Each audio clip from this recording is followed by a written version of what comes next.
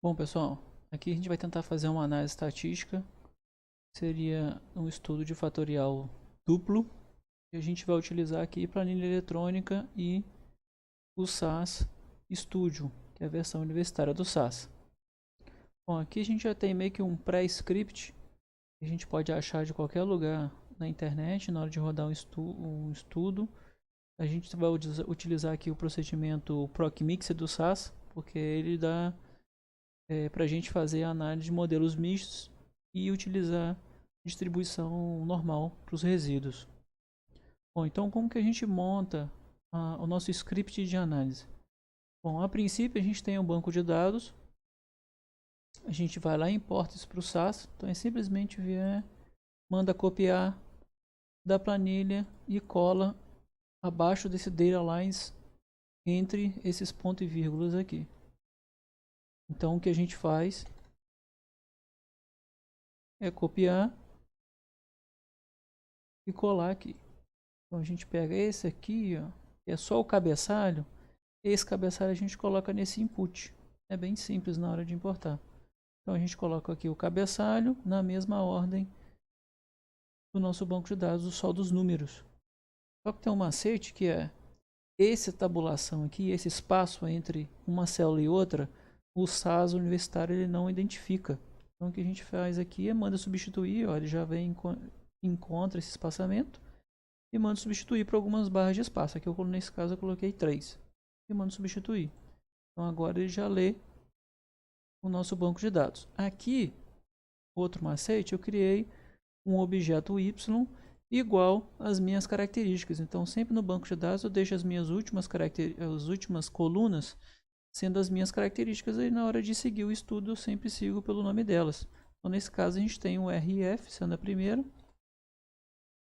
característica que a gente vai estudar.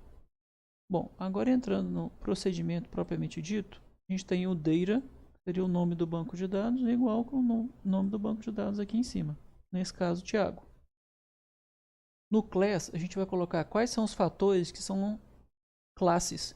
Então, nesse caso, a gente vai ter o grupo, o T e o rep. Então, aqui a gente vem, copia, cola aqui. Os que não forem, no nosso caso, a gente vem e retira.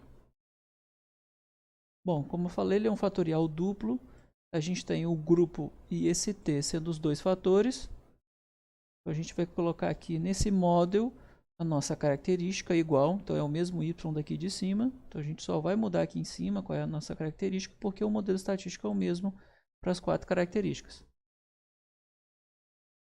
Então a gente vem e coloca com essa barra em pé, que chama pipe. Então essa barra em pé, para o SAS, é a mesma coisa que a gente tivesse colocado o grupo separado por T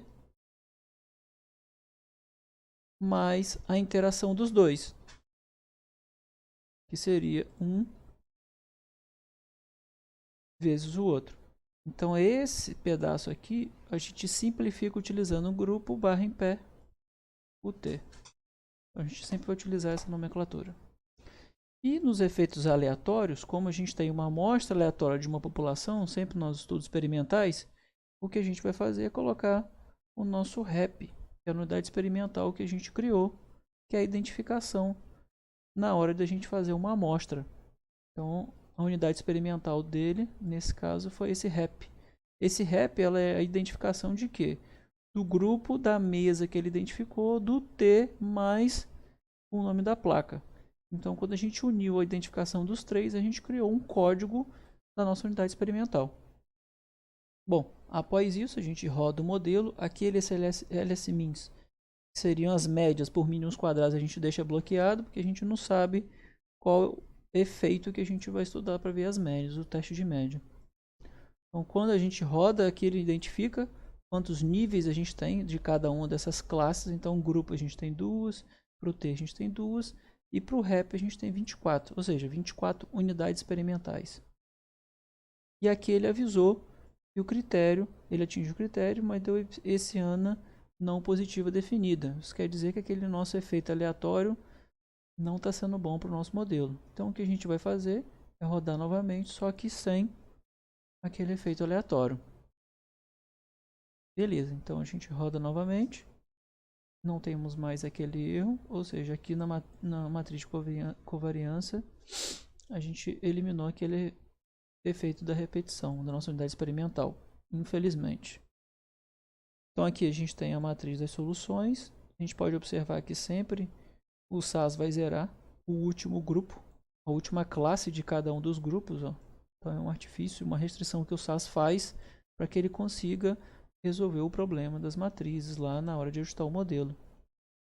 Então a gente vem para essa tabelinha do teste tipo 3 e aqui observamos os p-valores para cada um dos efeitos. Então do grupo separado, o t separado e a interação dos dois. Então, como eu estudo em fatorial, a partir do momento que a gente identifica esse p-valor sendo menor do que 0,05 ou 0,01, depende do valor que você quer, a gente identificando a interação sendo positiva, a gente então esquece os dois fatores separados e vai sim fazer o estudo só da interação.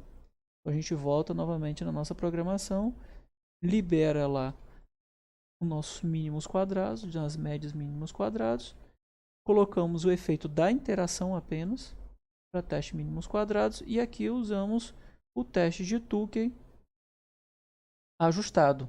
É um teste que ele vai observar, que ele vai fazer um ajuste a partir do número de amostras e número de testes de média que ele vai fazer. Então ele vai um teste de Tukey corrigido. Rodamos novamente. E agora a gente tem uma tabela de mínimos quadrados. Então a gente tem do grupo 1 com T5, grupo 1 com 6,5, 2 com 5 e 2 com 6,5. Aqui a gente tem as médias estimadas, o erro padrão da média e o intervalo de confiança, sendo o intervalo de confiança inferior e o intervalo de confiança superior. Como que a gente identifica se a média teve diferença significativa ou não? Aí vem nessa tabelinha de diferença de médias. Aqui nesse p-valor ajustado e não no p-valor normal, porque ele já é ajustado pelo tamanho amostral e número de tratamentos também que são comparados. Então, todos que forem abaixo de 0,05 ou 0,01, eu particularmente utilizaria 0,05. Quando a gente tem uma precisão muito alta no estudo, a gente utilizaria 0,01 como critério de significativo ou não.